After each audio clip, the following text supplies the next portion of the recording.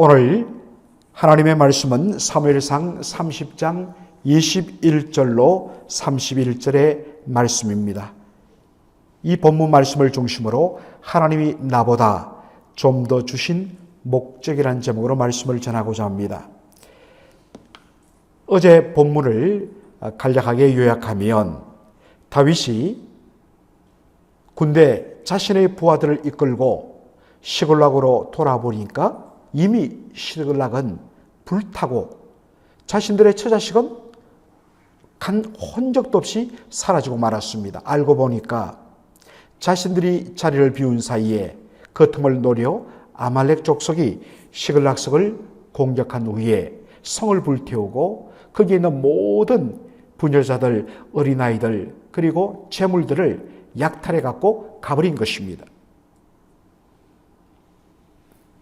이 황망한 현실 앞에서 다윗과 그의 600명의 용사들은 그 자리에 주저앉아서 울겨리기 다하도록 그렇게 목 놓아 울었다고 되어 있습니다. 그런 후에 그들 마음속에 이제는 우리에게 더 이상 소망이 없다. 자포자기하는 마음이 되자 어떡합니까? 돌을 쳐서 자신들이 그토록 충성스럽게 섬겼던 대장인 다윗 죽이려 합니다. 다윗도 죽고 우리도 죽고 처자식도 없고 아무것도 없는데 살 소망이 없는데 못하겠는가? 라는 그러한 심정이 되어버린 것입니다. 너무나도 황망하고 놀랐지만 바로 여호와 하나님을 힘입어 용기를 다윗이 얻습니다. 그리고 아비아들 제사장에게 에봇을 가져오라고. 왜? 에봇 이 중앙에 흉패가 있는데 그 속에 우림과 둠밈이 들어있습니다. 이것을 통하여 하나님의 뜻을 구하기 위함입니다. 다윗이 하나님께 구합니다. 하나님이여 저희가 아말렉 족속을 따라갈 수 있겠습니까? 그러니 하나님께서 가라고 말씀하셨습니다. 반드시 따라잡을 것이고 너희들이 다 회복할 것이다. 약속의 말씀을 붙들고 추격길에 났습니다. 그런데 보솔 시내가에 이르러서 600명 중에 200명이 주저앉고 맙니다. 왜냐하면 이미 3일 길을 걸어서 전쟁돼서 돌아왔는데 돌아오자마자 또다시 아말렉 군대를 추격해야 했기 때문입니다. 그래서 그 중에 200명이 지쳐서 그만 주저앉고 맙니다. 그래서 다윗은 그 200명을 보솔 시내가에 두고 너희들은 이 모든 물건을 지켜라고 후방을 책임지라고 말한 후에 조금 더 쌩쌩한 400명과 더불어서 하나님의 인도를 따라서 계속해서 아말렉을 추적합니다. 마침내 저 언덕 아래 아말렉 족속들이 승리의 기쁨에 도취하여서 춤추며 음식을 먹으면서 소리를 지르며 즐거워하는 것들을 목격하게 됩니다. 그들이 다 잠든 사이에 새벽녘이 되니까 다윗이 그의 부하들과 함께 아말렉 족속을 급습합니다. 갑작스러운 공격 앞에 죽임당하며 놀란 아말렉 족속이 정말 모든 것을 두고 정말 도망을 칩니다.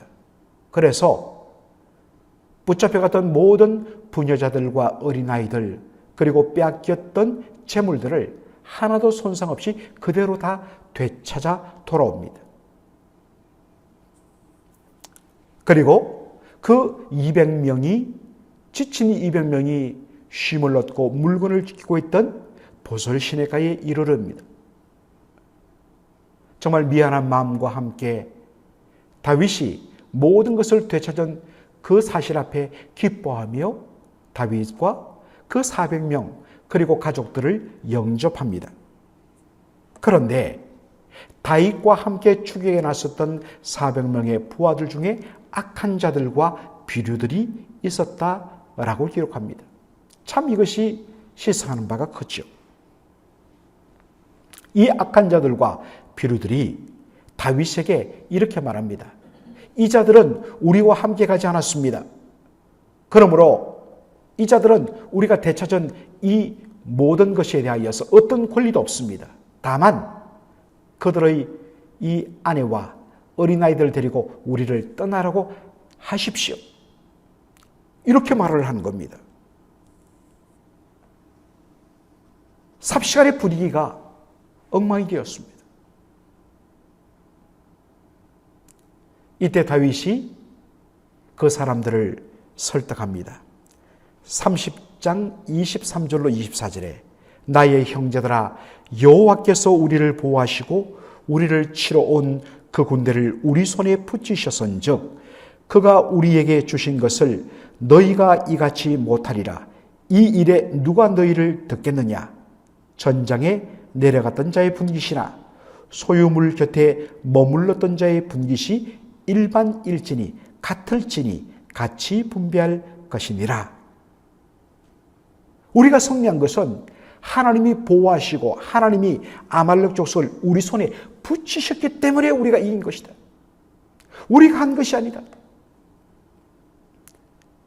그러므로 마치 우리가 잘나서 우리 힘으로 이와 같은 어마어마한 일을 이룬 것으로 치부해서는 안 된다는 것입니다. 그러면서 다윗이 제시하죠. 직접 싸우러 나간 자나 후방을 지키며 우리의 물건을 보호한 자나 일반이나 똑같다는 것입니다. 똑같이 헌신했다는 것입니다. 그러므로 이 얻은 분배물을 동일하게 나누는 것도 같아야 한다. 그리고 이것을 이스라엘의 영영한 법과 규례로 정해버립니다. 연약한 자들을 비방한 사람들의 문제는 어디에 있습니까? 하나님께서 그 지친 200명보다 그래도 좀 더 버틸 힘을 더해 주신 이유가 뭐냐? 저들은 약골이고 내가 원래부터 타고난 강골이야. 그거 아닙니다.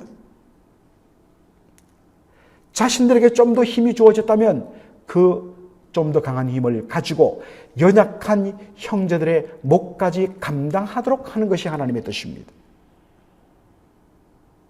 그러므로 그 승리의 기쁨과 더불어서 얻은 전리품을 같이 분배하는 것도 하나님의 뜻이란 것입니다. 그런데 이것을 알지 못하는 사람들이 보통 자신에게 주어진 힘과 자신에게 부여된 은사를 자기 우월감과 다른 사람들을 무시하는 그러한 잘못된 방향으로 선다는 것입니다. 고린도전서 12장부터 14장을 보면 고린도 교회의 은사 문제를 다룹니다. 고린도 교회는 어떤 교회보다도 성령의 은사로 풍성한 교회였습니다. 그런데 문제는 바로 이것이 그들의 분쟁의 원인이었습니다. 남들이 가지지 못한 은사들을, 특별히 어떤 면에서는 사람들의 주목을 끄는 그런 능력과 특별한 어떠한 현상이 나타나는 은사를 받은 사람이 그렇지 못한 성도들을 무시하고 자기가 영적으로 훨씬 더 우월하다면서 자신의 우월함을 자랑하며 증명하는 수단으로 써버립니다.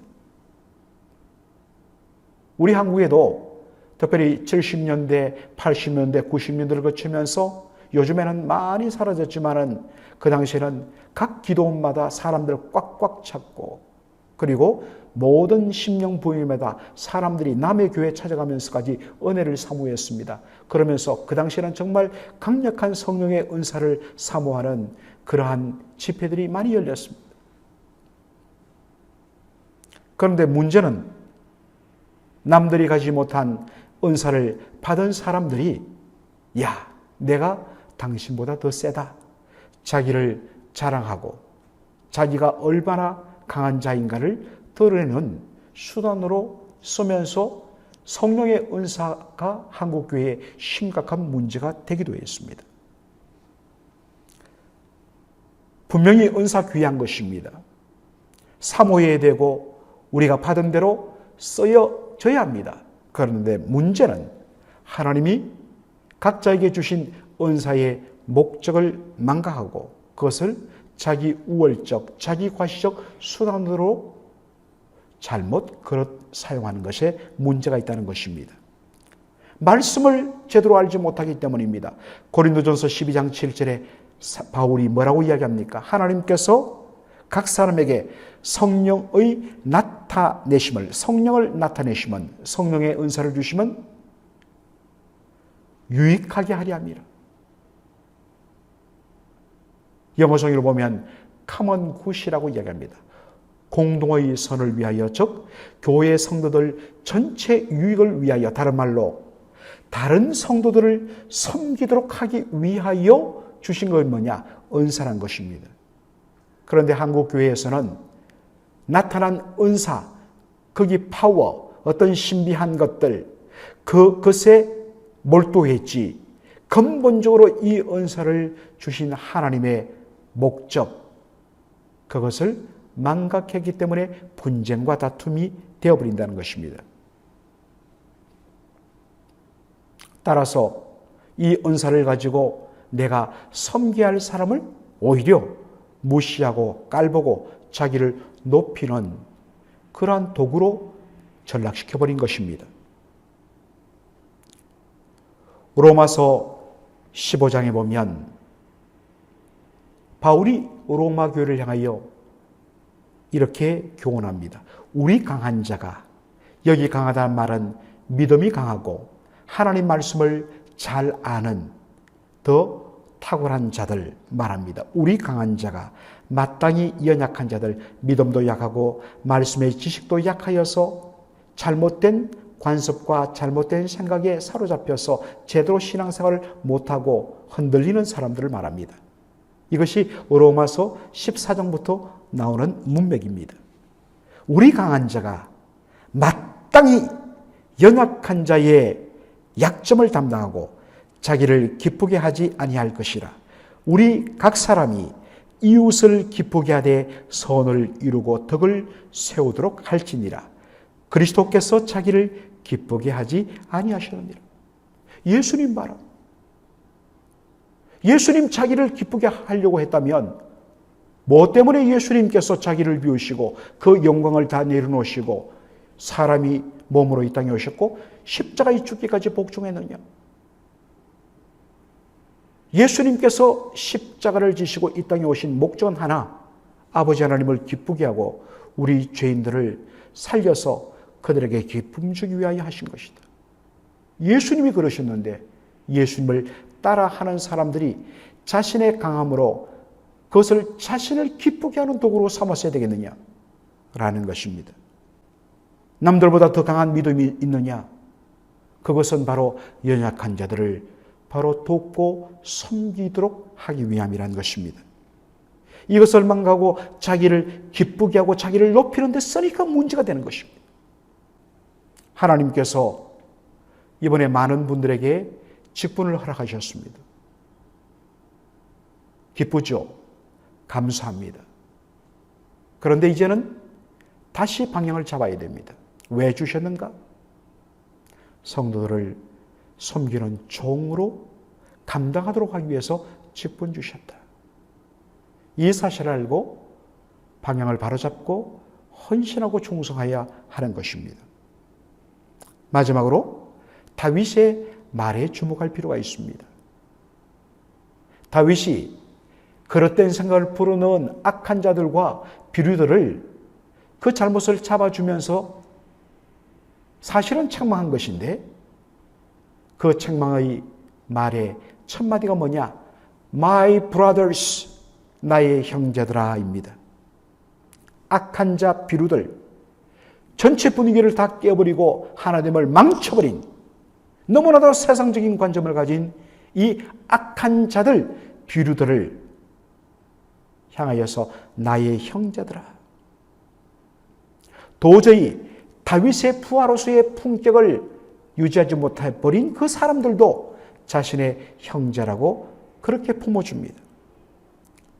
바로 이 부족하고 모난 사람들이 다윗의 인격과 그 성품에 감동되고 그 믿음의 공동체 아래서 거하면서 하나씩 둘씩 모난 부분이 깎여가면서 결국에는 장차 다윗 왕국의 탁월한 신하요 동역자가 된 것을 우리가 보게 됩니다.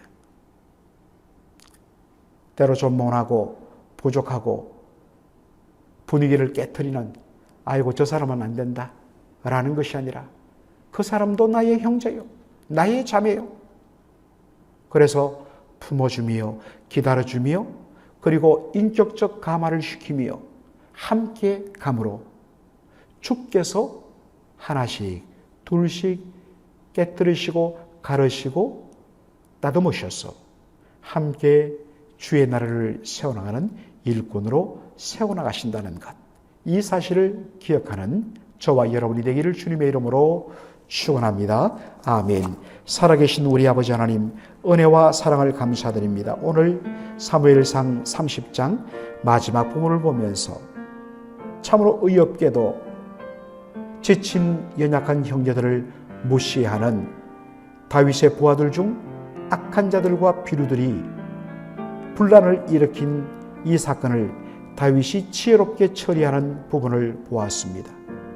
하나님께서 좀 더 힘을 주시고 좀 더 탁월함을 주시고 좀 더 강함을 주신 목적이 그것을 자기의 배를 채우며 자기를 기쁘게 하기 위함이 아니라 연약한 자들을 돕고 섬기도록 하기 위하여 주신 것임을 항상 기억하며 우리에게 남들이 가지 못한 은사들, 남이 가지 못한 힘들, 남이 가지 못한 그러한 어떠한 특별한 힘과 물질이 있다면 그것을 바로 교회와 성도들의 유익을 위하여 섬기는 데 쓰도록 하나님께서 주셨다는 것을 잊지 않고 그렇게 쓰는 헌신하는 저희들 모두 되게 하여 주옵소서.